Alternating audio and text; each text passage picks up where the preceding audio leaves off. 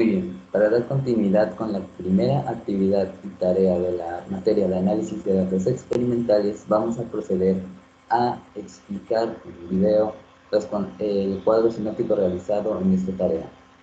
Muy bien, en el cual se resumen o engloban los conceptos básicos de la materia. Empecemos por probabilidad.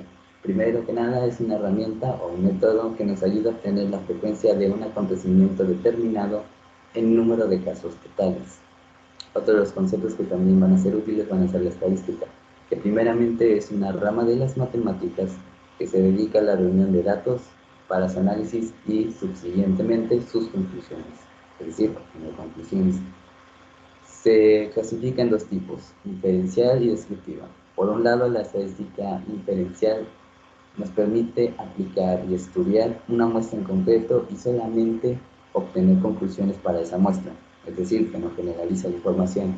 Por otra parte, la estadística descriptiva sí nos permite realizar conclusiones a una población tan solamente analizando una muestra.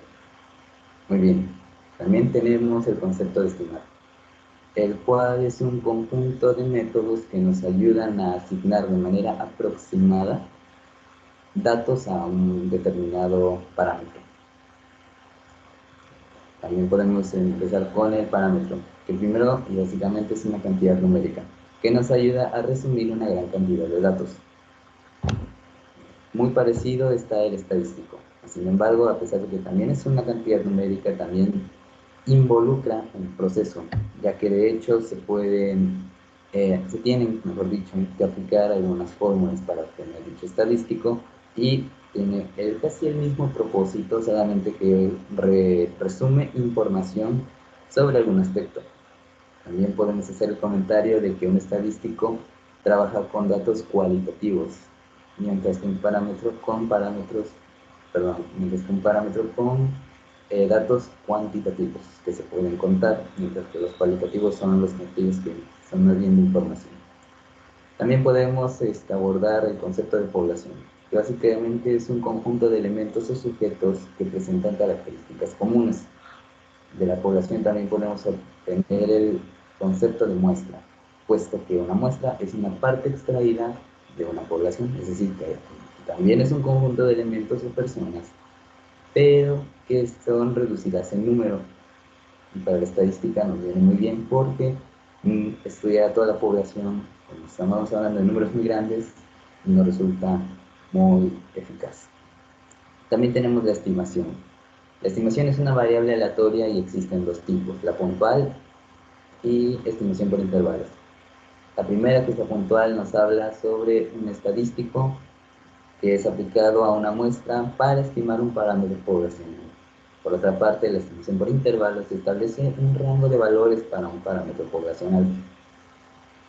Tenemos también el concepto de proporción, que básicamente es el número de veces que se presenta un dato respecto al total en una muestra o en una población cuando estamos haciendo un análisis aplicando la estadística. El sesgo es la diferencia entre un estimador y su valor numérico. Podría decirse que es como el índice de error a la hora de hacer cálculos de la estadística.